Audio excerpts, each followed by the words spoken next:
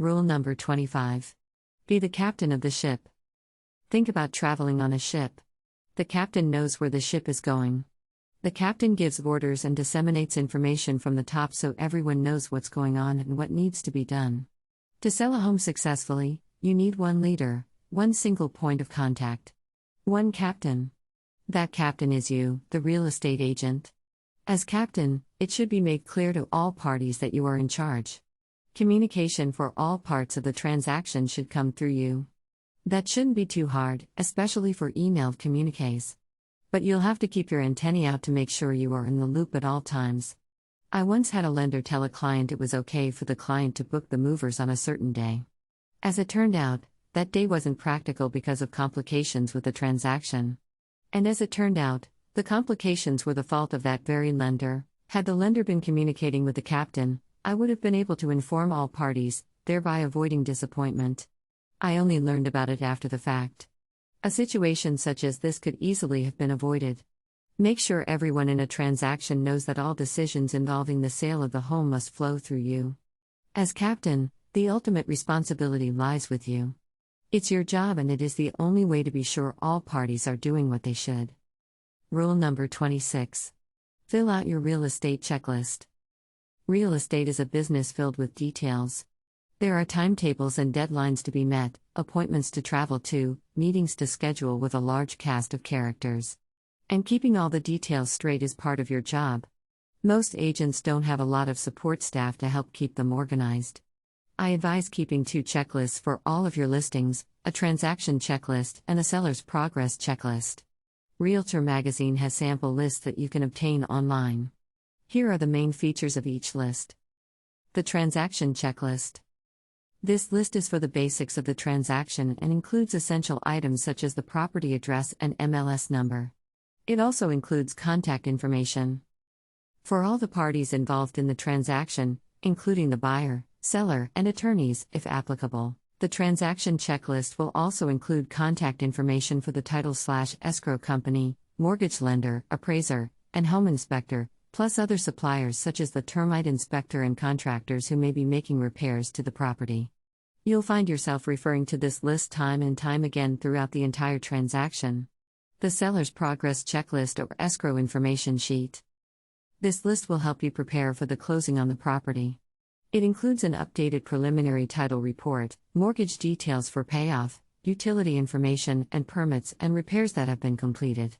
It will also detail information about transfer taxes, the settlement sheet, contingency periods, and, of course, the closing date. Note, the items on this checklist will vary from region to region, based on the laws and ordinances in your area. By keeping these sheets for every property you list or sell, you will be able to access the information you need on a moment's notice. So be like Santa Claus.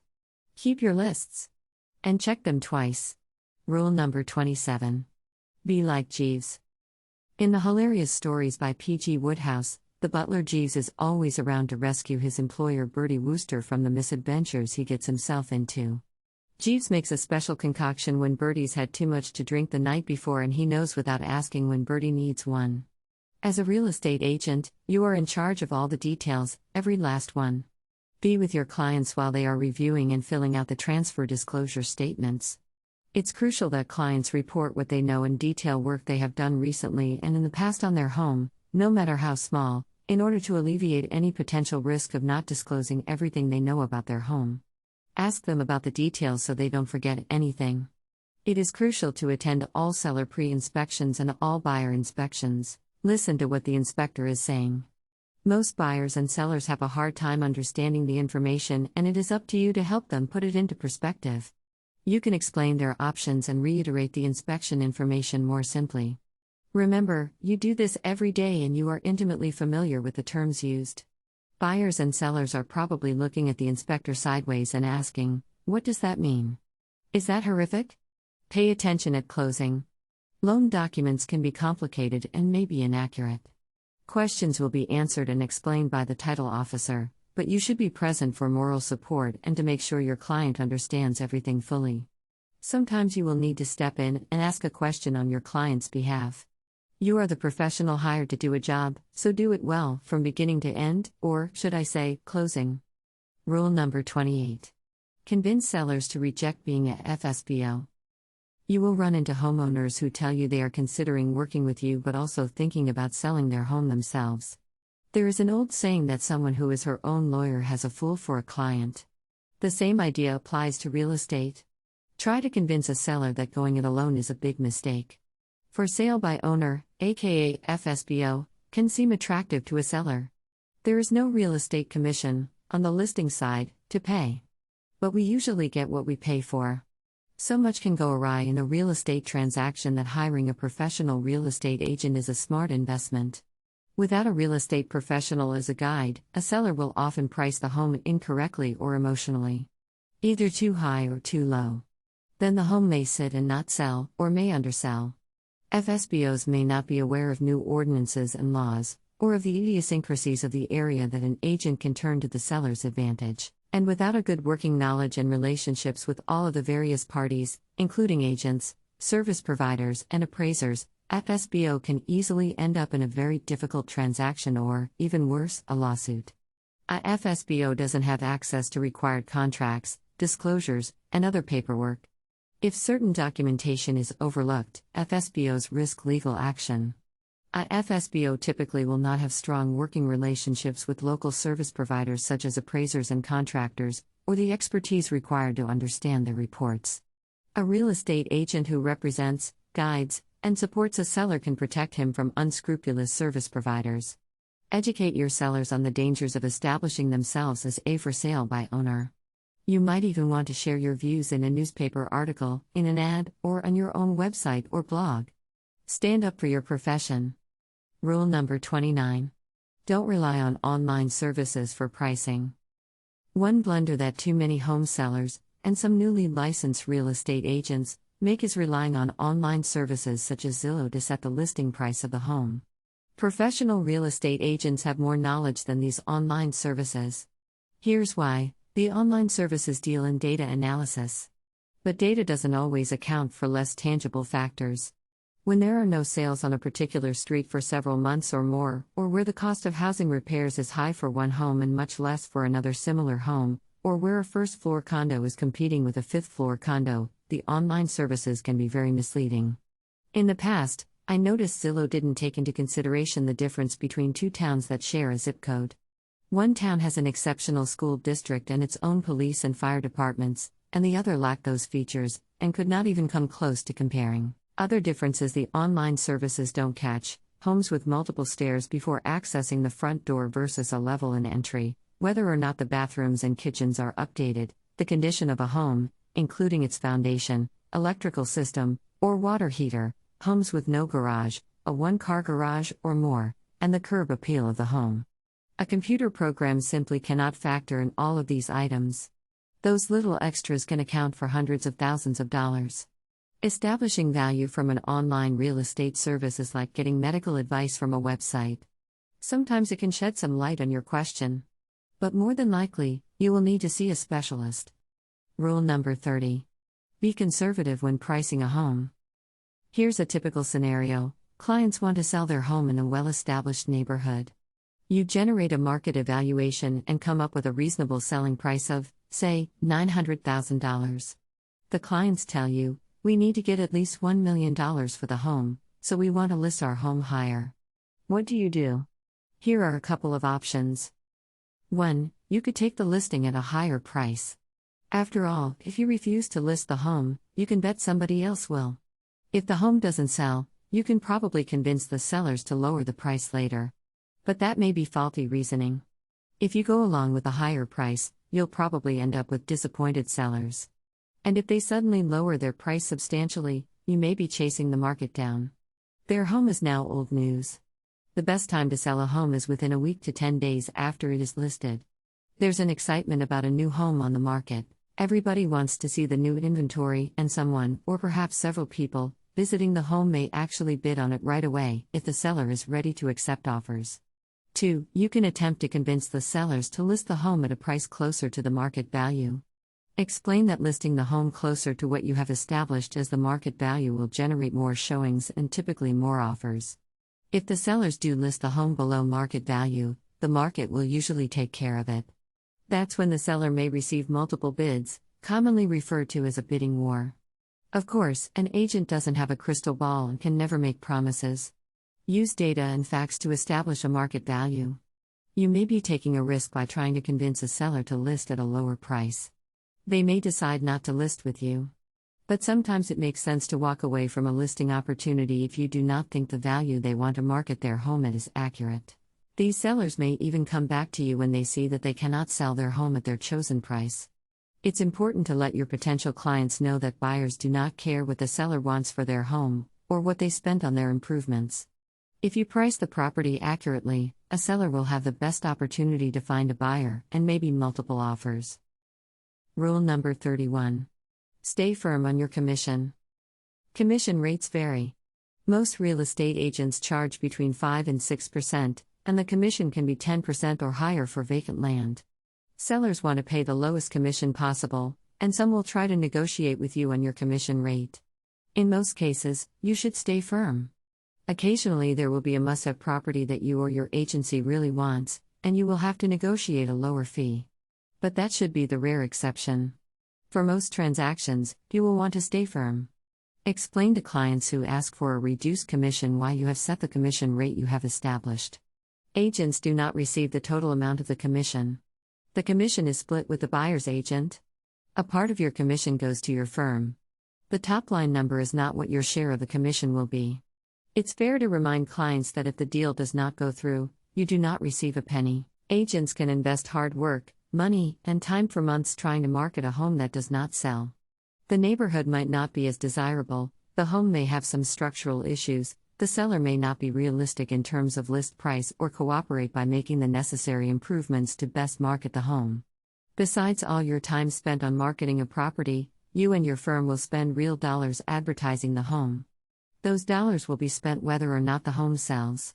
In many ways, taking on a home sale is like a lawyer taking a case for a share of the monetary recovery. And lawyers charge 33% of the recovery for their time. For any number of reasons, sometimes a home simply does not sell, and despite all of an agent's efforts, he or she won't earn a cent for all that work and time invested.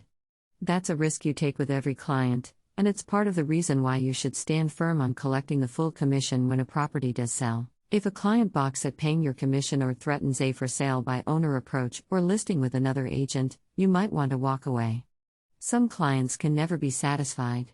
Trust your intuition. Rule number 32. Don't take it personally. For many of your clients, selling or buying a home will be the largest financial transaction in their lives. Their emotions will often be on edge, and it's up to you to be the adult in the room. Put yourself in your client's shoes. Buyers are making a huge commitment and are never sure it is the right move. The new home may be a bit too much for them financially. Repairs may need to be made. They are starting to suffer buyer's remorse. They might be going through a divorce or borrowing money from a relative. Have patience. It is even tougher on sellers. They want out of their current home. They may have signed a deal on another home. They're worried that the whole deal could go south at any minute. They think the buyers will get cold feet, or want more money to fix a leaky roof, or that there will be a last-minute hitch in the buyer's loan. I was touring a husband and wife in the Oakland Hills. The family was considering relocating from Florida. The home they owned in Florida was much larger than what the same dollars could buy in the San Francisco Bay Area. I can still hear that woman shrieking to her husband, "I'm not going to live in that. I come from a huge home with gates and I live like a princess." Whenever I see the gates in the opening of the Real Housewives of Orange County reality TV show, I remember my Florida princess. Needless to say, they did not take the job or make the move. It often seems our clients are taking their fears and frustrations out on us. What to do? Pause and count to 10. Take a breath, and then respond professionally, with confidence and reassurance. As Michael Corleone said in The Godfather, it's not personal, it's strictly business. Rule number 33. Pre-prepare an offer. Presenting an offer is one of the most crucial events in the life of a real estate agent. Make sure everyone's ducks are in a row before you make an offer on behalf of your buyer. First of all, be sure the buyer really can go ahead with the purchase. I refer all my buyers to a local lender or mortgage broker who has a proven track record of getting deals done. When a buyer works with me, I insist that the buyer is pre-approved and we are all clear about what they can afford to purchase. If your buyer is not pre-approved, refer him to a qualified lender so the buyer can get approved for a mortgage. It doesn't take long at all. Typically, a buyer can be approved verbally in a few days and in writing in 7 days or less if needed. However, the buyer must fill out the application and provide all documentation requested by the lender or mortgage broker. Another trend is to perform a pre-inspection before presenting an offer. It will cost the buyer $500 to $800 to have a home inspected, and some buyers may be reluctant to spend the money even before they win the bid. But when you can come in with an offer that does not have a home inspection contingency, the seller will feel more comfortable with your offer. In a seller's market, it is not unusual for a buyer to present a non-contingent offer, which includes an over-the-asking price offer, no loan contingency, no appraisal contingency, and no home inspection contingency, and typically includes a 21 to 30-day close or less. By getting rid of potential problems and roadblocks ahead of your offer presentation, you can entice a seller to favor your bid over competitors. The more problems and unknowns you clear up prior to presenting your offer, the more likely the seller will sign your contract. Rule number 34. Put the right offer on the table. Buyers want a bargain. Depending on the market, buyers will have different expectations. In some markets, a buyer will assume that the listing price is just the start of a conversation. A buyer may think, "I'll offer less," because they are expecting to negotiate. In a seller's market, a buyer will understand that the list price is an invitation to make an offer and the selling price will actually be much higher than the asking price. Either way, there are many considerations the buyer may not be aware of. And it is your job as a real estate agent to set the buyer straight. In a hot market, a buyer may not get a second bite at the apple. The home may go in a flash. Buyers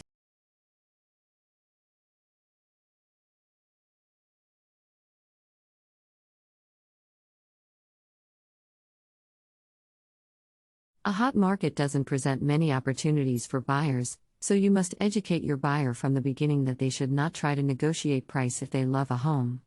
It usually takes buyers 2 failed attempts before they prevail. 3's a charm. Even if the market is not especially hot, one counsel my would-be buyers to make a good offer, not too far below the price, where they would be happy to buy the home. If the initial offer is too low, even in a slow market, the seller may be disappointed, even insulted, and not make a counteroffer.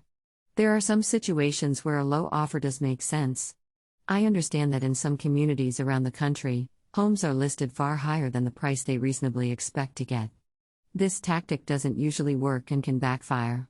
Time will be lost and the price will inevitably come down. But if you find yourself in that type of community, an offer 20 or 30% below the asking price might be quite reasonable. Similarly, in a foreclosure situation or when a home has been languishing for months or even years on the market, the asking price may have no relation to the value of a home. It is up to you as the real estate agent to assess the accurate market value to help your client make a reasonable bid. Your job is to help the buyer make a Goldilocks offer.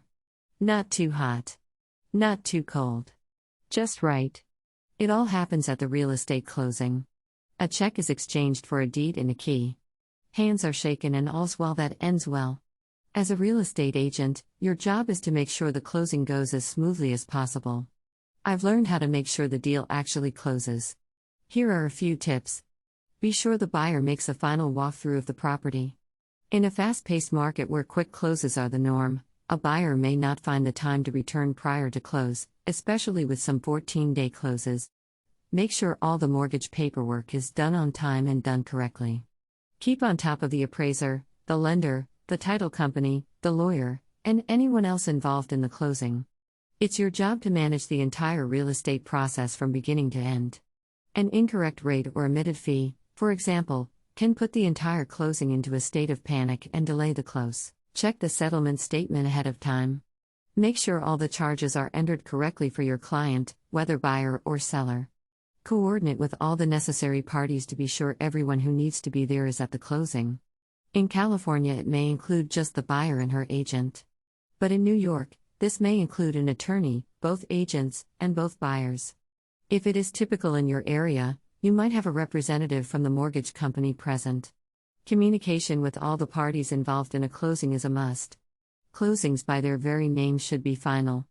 Make sure you have everything in place to make your closings successful. Feeney.